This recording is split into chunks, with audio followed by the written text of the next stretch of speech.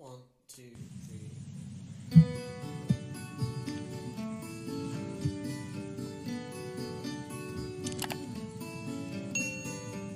Assalamualaikum warahmatullahi wabarakatuh. Bapak Ibu, saudara-saudara sebangsa setanah air, pagi tadi saya telah memimpin rapat terbatas secara virtual tentang Undang-Undang Cipta Kerja bersama jajaran pemerintah dan para gubernur. Dalam undang-undang tersebut terdapat 11 klaster yang secara umum bertujuan untuk melakukan reformasi struktural dan mempercepat transformasi ekonomi. Adapun klaster tersebut adalah urusan penyederhanaan perizinan, urusan persyaratan investasi, urusan ketenagakerjaan, urusan pengadaan lahan, urusan kemudahan berusaha, urusan dukungan riset dan inovasi, urusan administrasi pemerintahan, urusan pengenaan sanksi, urusan kemudahan pemberdayaan dan perlindungan UMKM, urusan investasi dan proyek pemerintah, serta urusan kawasan ekonomi. Dalam rapat terbatas tersebut, saya tegaskan mengapa kita membutuhkan Undang-Undang Cipta Kerja. Pertama, setiap tahun ada sekitar 2,9 juta penduduk usia kerja baru, anak muda yang masuk ke pasar kerja, sehingga kebutuhan atas lapangan kerja baru sangat-sangat mendesak. Apalagi di tengah pandemi, terdapat kurang lebih 6,9 juta pengangguran dan 3,5 juta pekerja terdampak pandemi COVID-19. Dan sebanyak 87% dari total penduduk bekerja memiliki tingkat pendidikan setingkat SMA ke bawah, di mana 39% berpendidikan sekolah dasar. Sehingga perlu mendorong penciptaan lapangan kerja baru, khususnya di sektor padat karya. Jadi, Undang-Undang Cipta Kerja bertujuan untuk menyediakan lapangan kerja sebanyak-banyaknya bagi para pencari kerja serta para pengangguran. Kedua, dengan Undang-Undang Cipta Kerja akan memudahkan masyarakat, khususnya usaha mikro kecil, untuk membuka usaha baru. Regulasi yang tumpang tindih dan prosedur yang rumit dipangkas. Perizinan usaha untuk usaha mikro kecil, UMK, tidak diperlukan lagi. Hanya pendaftaran saja. Sangat simpel. Pembentukan PT atau perseroan terbatas juga dipermudah. Tidak ada lagi pembatasan modal minimum. Pembentukan koperasi juga dipermudah. Jumlahnya hanya 9 orang saja. Koperasi sudah bisa dibentuk. Kita harapkan akan semakin banyak koperasi-koperasi di tanah air. UMK, usaha mikro kecil yang bergerak di sektor makanan dan minuman. Sertifikasi halalnya dibiayai pemerintah. Artinya gratis. Izin kapal nelayan penangkap ikan misalnya, hanya ke unit kerja Kementerian KKP saja.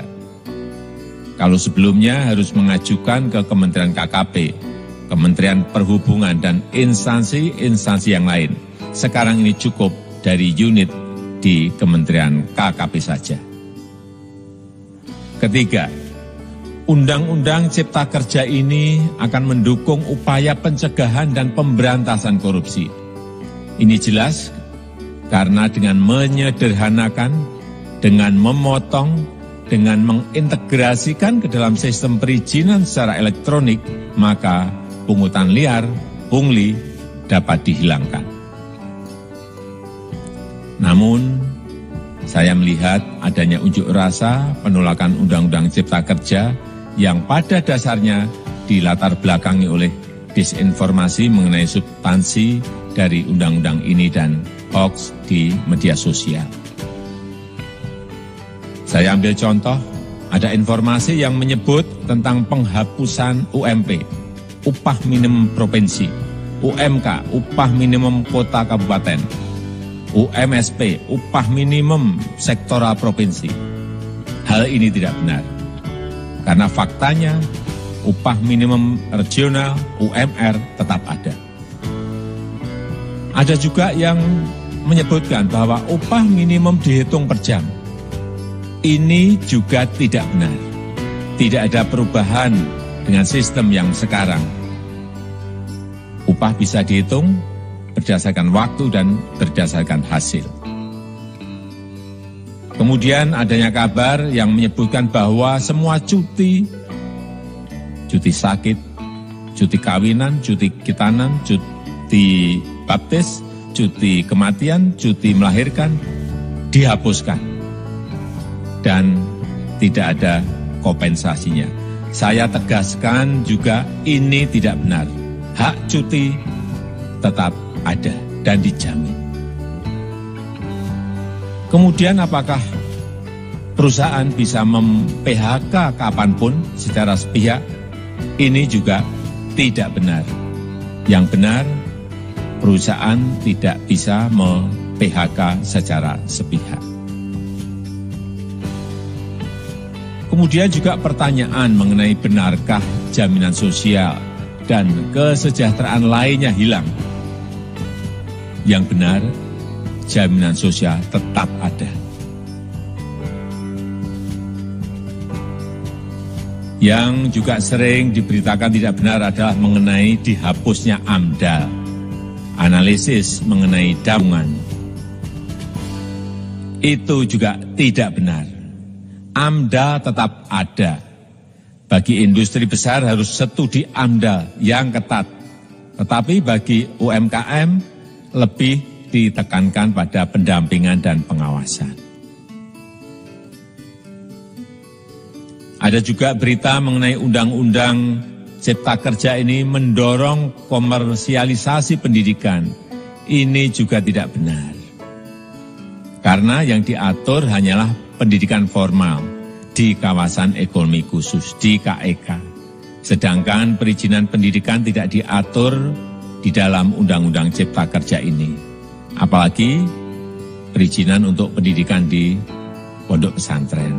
Itu tidak diatur sama sekali dalam Undang-Undang Cipta Kerja ini. Dan aturannya yang selama ini ada tetap berlaku. Kemudian diberitakan bahwa keberadaan bank tanah.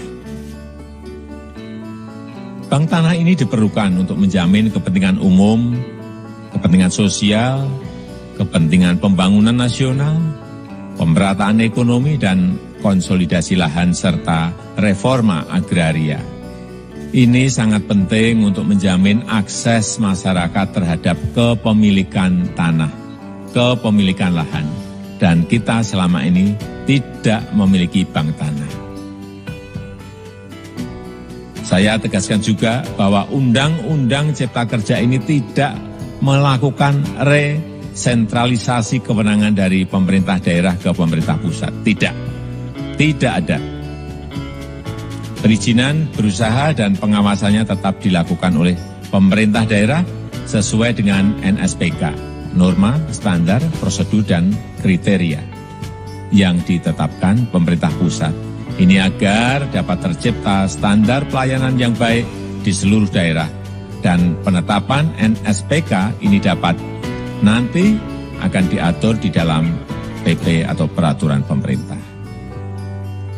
Selain itu, kewenangan perizinan untuk non-perizinan berusaha tetap ada di Pemda. Sehingga tidak ada perubahan. Bahkan kita melakukan penyederhanaan, melakukan standarisasi jenis dan prosedur berusaha di daerah. Dan perizinan berusaha di daerah diberikan batas waktu. Ini yang penting di sini. Jadi ada Service Level of Agreement. Permohonan perizinan dianggap disetujui bila batas waktu telah terlewati. Saya perlu tegaskan pula bahwa Undang-Undang Cipta Kerja ini memerlukan banyak sekali peraturan pemerintah atau PP dan peraturan presiden atau Perpres. Jadi setelah ini akan muncul PP dan Perpres yang akan kita selesaikan paling lambat 3 bulan setelah diundangkan. Kita pemerintah membuka dan mengundang masukan-masukan dari masyarakat dan masih terbuka usulan-usulan dan masukan dari daerah-daerah. Pemerintah berkeyakinan melalui Undang-Undang Cipta Kerja ini jutaan pekerja dapat memperbaiki kehidupannya dan juga penghidupan bagi keluarga mereka. Dan kalau masih ada, jika masih ada ketidakpuasan terhadap Undang-Undang Cipta Kerja ini, silahkan mengajukan uji materi atau judicial review melalui MK, Mahkamah Konstitusi. Sistem ketatanegaraan kita memang mengatakan seperti itu. Jadi, kalau masih ada yang tidak puas dan menolak, silahkan diajukan uji materi ke MK. Saya rasa itu yang bisa saya sampaikan pada kesempatan yang baik ini. Terima kasih. Wassalamualaikum warahmatullahi wabarakatuh.